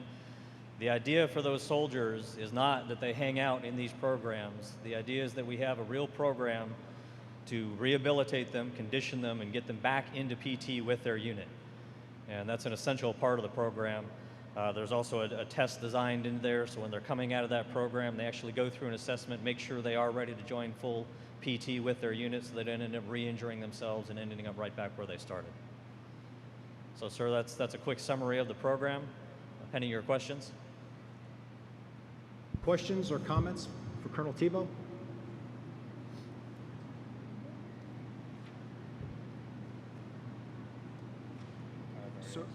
Sir, if I could, and there are questions after me, I just wanted to wrap up what we were talking about. You know, just for all in the room, this is a way of looking at a way that we came up with how to change culture, to focus on, and I know we discussion about whether we're athletes or not athletes. I believe we're a warrior athlete, which defines the physical activity associated with combat.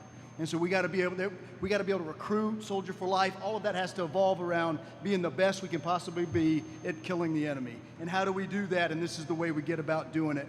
And so that's just the way we look at it. We want to leverage the programs we have. I didn't want this to come across as if we need a whole bunch of more stuff to do what we need to do. We need to be able to leverage the existing programs to get after what we're doing. And this is a creative way of looking at it. And one of the most important components, and it gets back to our discussion at the very beginning, is we've got to lead by example. Leaders need to be engaged and involved in leading by example and inspiring soldiers, which gets after the after-duty hours. If they want to be like us or be like their leader, their supervisor, their squad leader, then they're more apt to not want to stuff themselves full of bad stuff after hours. They may want to go to the gym instead and get another PT session, and that's the goal that we're after.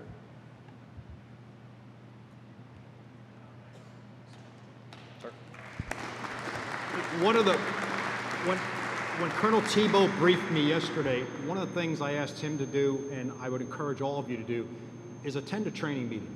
If you're a medical professional, if you're somebody, attend a battery company troop training meeting, attend a battalion training meeting, and see how this is put together. I think it would be illustrative for, if you're the division surgeon, to see that the programs you have, how does it translate into the training meetings that are being done in terms of how they're implemented. And I think you'll find some good ways you can affect this and some good ways you can provide some good leadership oversight as battalions, company, batteries, and troops are working through how to do training management for physical readiness. Okay, thanks, Doc. Nice, Yes, sir. Nice job. All right, sir. I'm going to roll right into the wrap-up here, which are the recommendations that came out of the Physical Fitness and Injury Prevention Working Group. You can see there on the top, we get back to PRT. And the initial recommendation is that we really need to emphasize that PRT, correct PRT, is the cornerstone of physical training, physical readiness training here on JBLM. And to that end, we're recommending that we promote PRT through the command channels. And that can take a couple different forms. That can be either policy letters at echelon. It can also be through installation programs that I believe Sergeant Major Grinston is going to comment on. He commented on it earlier, and I think we've got a couple bullets for him here to talk in a little bit more about that. We talked about the Master Fitness Trainers. The Master Fitness Trainers are definite tools for commanders so that they can leverage that knowledge and expertise in order to get after PRT and making sure that our soldiers are doing PRT correctly and that they're not injuring themselves. We took a look at Task Force Bayonet and how many Master Fitness Trainers we have across the unit, and really there's not nearly enough in order to do what we need to do. So that's something we're going to need to look at and try and get more people trained in that. We've been talking about trying to get one of the mobile training teams here in order to do a training course here on JBLM to make that a little bit easier. So this is something we just got finished talking about, maximize healthy lifestyle and performance. We talked a little bit about the performance triad. As I mentioned, Triple Nickel had a pilot program to promote performance triad amongst one of their units, and they're now working on pushing that out to a wider audience and doing regular performance triad training. In addition to doing that for the soldiers, we are trying to find better ways to get the families involved. Because if we don't have the families involved, if the soldier doesn't go home to that same sort of environment, then a lot of the things that we're talking about are not really going to hold. A lot of people work all day long, they go home, they're going to eat what's put on the table in front of them, prepared by their spouse, their family, whatever is on the plan for that day. So we need to leverage some of this training and get it out into a wider audience. Sir, you mentioned earlier enforcing AR 600-9, which is the ABCP regulation, making sure that our soldiers with risk factors are given the opportunity to address those risk factors and come back into compliance, or B, if they are unwilling or unable to do that, then we need to help them on into their next life as a civilian. These things are definite risk factors. Major Leesemer unfortunately had to gloss over some of these things in his presentation, but there's good data to show that overweight is a risk factor for injury. Tobacco use is a risk factor for injury. And we need to get after that more aggressively with our soldiers, both in education and encouragement, to make sure that we're doing the right thing in order to reduce the injury in our population. Promote referrals to the Wellness Center and Madigan registered dietitians for those folks on the ABCP program. There's a couple of aphorisms that talk about weight loss. And one of them is that I like is that you're not going to outrun a bad diet. If you need to lose weight, you need to do it through diet and exercise. Exercise alone is not going to do it. And we need to leverage the professionals in our formation and at Madigan in order to make sure that people are getting the right information on that and that they have a design program in order to help them to succeed. And of course, the tobacco use, already talked about that. This again is something that came up in conversation, and I promise we did not have ringers planted in the audience, but these are things that came up in the discussion of the working group, and obviously these are things that are on the minds of a lot of people in this audience. We need to make sure that the communication channel between the medical side and the commander side is open and active and is a two-way channel, so that we as medical providers know what the commander is concerned about, and the commander knows what our recommendations are in order to try and get our soldiers back on the front lines as quickly as possible. We had a meeting a short while ago with Colonel Eccles, Colonel O'Brien, one of the deputy commanders up in Madigan, to talk about how our surgeons can give better feedback for our soldiers that do need surgery, whether they're ever really going to be able to come back and meet medical retention standards, or whether we're just doing palliative care and getting them as good as they can, but we really need to start working on getting them out of the Army and do a medical retirement.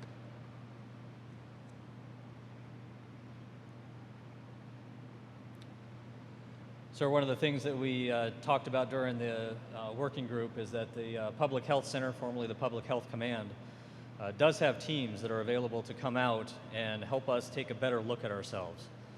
We presented some of the data here today that shows the musculoskeletal injury patterns, but that's still pretty gross data. It does not give us all the answers that we need in order to do the best job that we can at doing the right things in order to prevent these injuries.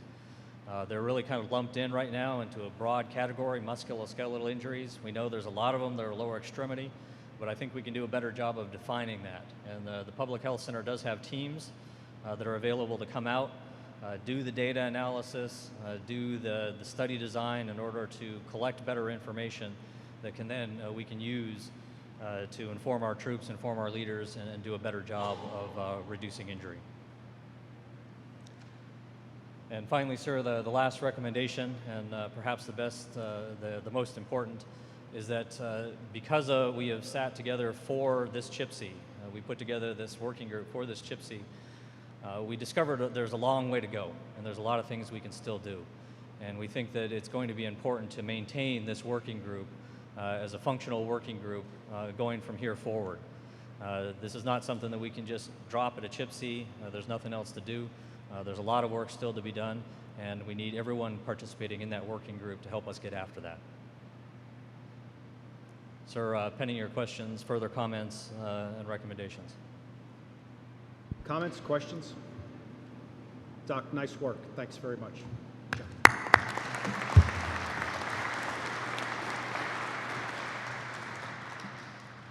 As a part of my own physical fitness, I'm going to stand up. I've been sitting too long. Is there a slide? I guess it's time to throw rocks at some of the things we got going as an installation. When I've gone to, wanted to look at, about 3 months ago, we talked about a bunch of stuff, and we didn't have money,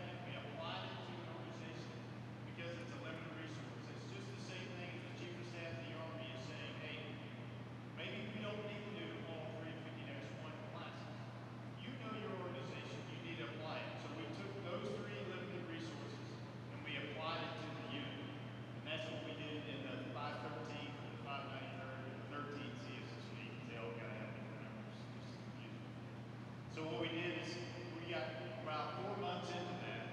So you're applying a resource, and it's not just people on the Army Body Composition Program. If you were, I think it was 2% within the Army standards, you had to go to the Wellness Center. And what you learned is, wait a minute, maybe I'm not doing everything right when it comes to nutrition. And it's not just about activity.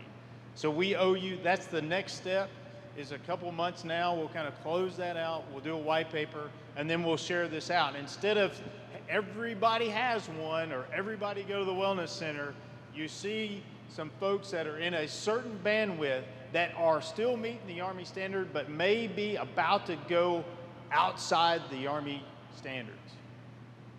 So we know when they fail the standard, we got to do something, but what's the percentage? You know, does a 10% body fat soldier need to go to the Army Wellness Center? We found some folks over there, and that's awesome, but that's probably not the priority we needed to say. And how did we direct that? So we got about 2 more months into that, and we'll get that white paper out from the resiliency folks and Sergeant Major Breeding and the 593rd, and we'll share that. That's one way ahead that you can apply resources. I think there's going to, and there's clear metrics on how do you do.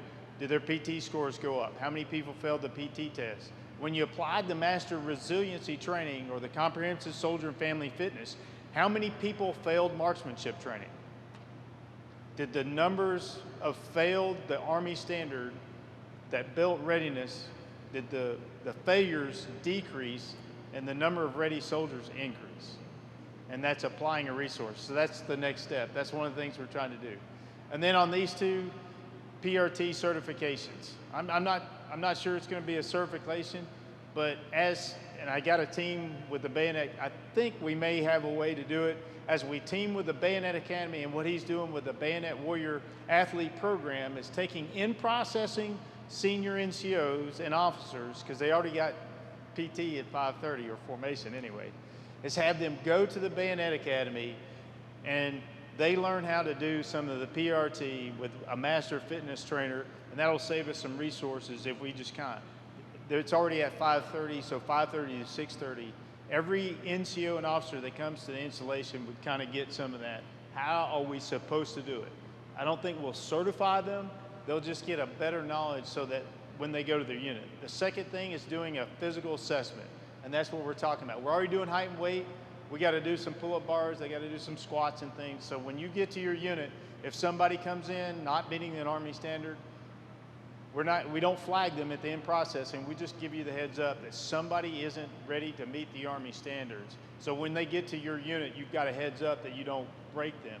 They're doing a physical assessment with that, and then we'll give them some classes on PRT. And you got to in process the post anyway. So I think that's already there. We're not taking people out and bringing them back. And those are the things that I think we're looking at as the way ahead, as an installation, not just one unit, that we can get after, do better with physical readiness training, and then some of the other things we're doing with Army Wellness Center, Master Resiliency Trainers, and Comprehensive Soldier and Family Fitness. Any questions? And I'm hearing birds. So, Sergeant Major, so is there a bill associated with this? Which one, sir? Well, I think you said no. There right wasn't now, number the 2. physical therapists, I think they kind of agreed that they would do we're already doing the height and weight.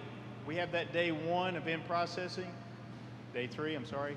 Day 3, and we're going to apply some of the prevention stuff from the physical therapists that they're already doing, and they would do the assessment. The bill is we do need some pull-up bars and something around where they're doing that.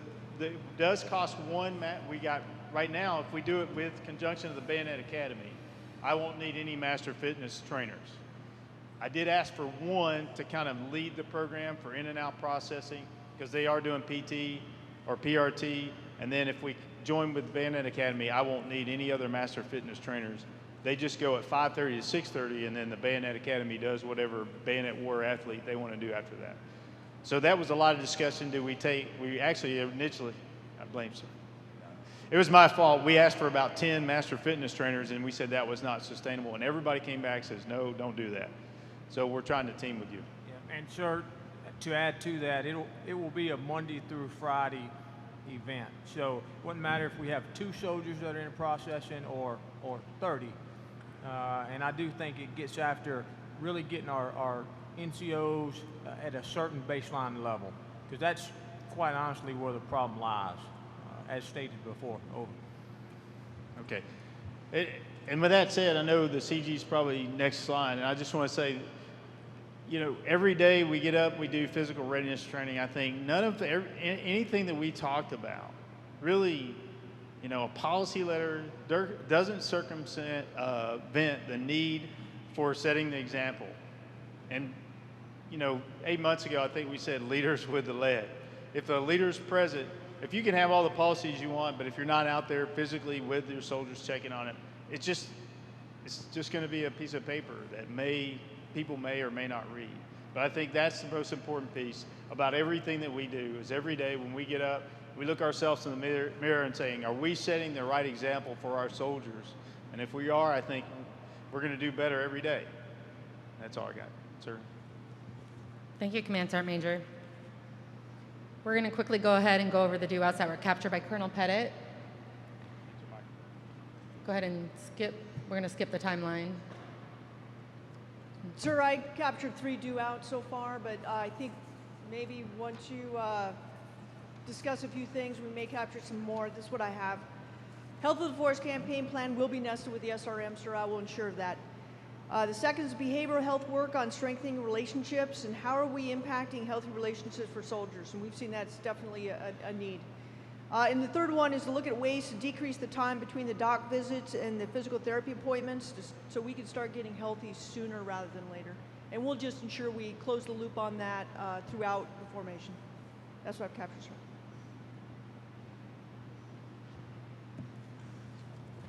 First of all, again, I want to thank Trish for making this forum what it is and making it relevant and making it viable and making it matter to the commanders, the command teams in here, and the leadership on this post. So again, thank you. And Sheena, thanks for the job you're doing to continue to bring this forward. I want to congratulate the soldiers that came forward today as well from the Raptor Brigade. So Bill, to you and your team, thanks. I want to speak to the military leadership in here for a minute. So I'm really speaking to the commanders and the sergeant majors in here. The programs we brief every single month here are the best in the Army. Why do I know that? Because on the 28th of November, the Vice has decided to come out here with the SMA to look at our readiness programs.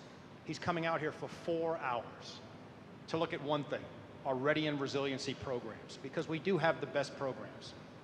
You look at what's going on with Raptor resiliency, bayonet warrior athlete, what is going on with the 593rd with 1st Sergeant Jury. We have the best medical care in the Army here with MEMC. We have the best facilities, we have the best civilian leadership, we have the best garrison or JBLM commander. We have the best resources in the world on this installation. We have the best leadership in the world sitting in front of me, all of you right here. But to go back to what the Sergeant Major said, and I'm going to go back to what Ghost 6 said, all these programs are worthless if the leaders are not with the soldiers that are going through the program. And this is not old school. These problems existed when I was a lieutenant. They are not new problems. PT has been a problem since I've been in the Army, probably before I've been in the Army. Good units solve it with good leadership. You have to be there. You can't have this if you're not there. You can buy all the crap in the world, but you cannot outsource leadership. You can't outsource it. You can buy all the gym equipment in the world, but you cannot outsource leadership. So on any given day, think about where your soldiers are. And think about this 1 hour or 1 hour and a half of PT that you have. If you don't know where your soldier is, if he or she's in line at the Burger King, or if he or she's in line driving from one part of post to the other, or if an entire platoon is in their POVs right after you salute the flag, think about that. That's not a failure of program, that's a failure of leadership. And it's not going to be corrected with dollars or resources. It is the human interaction with you and your soldiers. And that's what frustrates me, and that's the part we need to fix. And you don't want the Army fixing it. The Sergeant Major held a SHARP conference a couple of months ago, and everybody was complaining to him about this, that, and the other thing. And so the Sergeant Major said, well, what should we do about it? And the soldiers said, well, we need to get the Sergeant Major of the Army to come down and fix this. Think about that. Non-commissioned officers saying the SMA needs to come down here. He needs to have a policy. Department of the Army needs to come down and help us. That is BS. I don't need the Department of the Army to come fix our leadership. We can do it ourselves. We have a wellness program, we have CS, we have tremendous facilities. But I cannot fix the leadership problem. It is us. I don't need someone else to do that. So that's where I need your help, commanders and sergeant majors. We make the difference. And I'll tell you, the coin of the realm for me standing up here in front of you today, I'm a little bit passionate about this, is battalion level. Because that is the first level where you have a CSL select battalion commander and a sergeant major. And there's a 10-year difference, usually, generally, normally, between that commander and a company battery troop commander. You want to make a difference, find out what your battalions are doing when it comes to these programs. Find out where they are during PT in the morning. Find out where your battalion commanders and sergeant majors are. And then go down and look at your company battery troops. But that's the solution to this. It is not necessarily more programs. It is positive leadership. And if you think about this when you were young, when Jerry Turner was a young enlisted soldier, what motivated you? You weren't inspired by a program. You were inspired by someone, a person. Someone you emulated, someone you modeled yourself after, someone that you said, I want to be like that guy. And that's why you're sitting here as a brigade commander. Nobody has ever modeled themselves after a PowerPoint slide. I don't know anybody who has modeled themselves after a PowerPoint slide. You model yourself after people you believe in. And those people are you. So if your soldiers don't want to be like you, then think about that. Think about if they don't want to be like their battalion commander or sergeant major or their squad leader or team leader. That's the solution. That's the coin of the realm here. And then we can build these programs. It is basic leadership and chain of command that solves problems in the Army. These problems are not new. They will be solved by you people, by us, by me sitting in here, working together as one team. Not as individuals, as one team. Regardless of the unit we're in. Whether it's 7th ID, 593rd MEMC, it doesn't matter. It is one team enforcing a common standard of making sure we're trained and ready to fight. And I don't need a notebook to tell me that. And I don't need a slide to teach me that. Everybody tracking with me? Okay, so let's just fix it starting tomorrow. Let's commit ourselves to doing the right thing and building our own readiness so that if we do have to fight, God forbid, we can make sure we have the fittest soldier that's capable of fighting. And all of us have been in the fight, and you know exactly what I'm talking about. It is not going to happen once you get there. Okay? You guys have a good day. Thanks.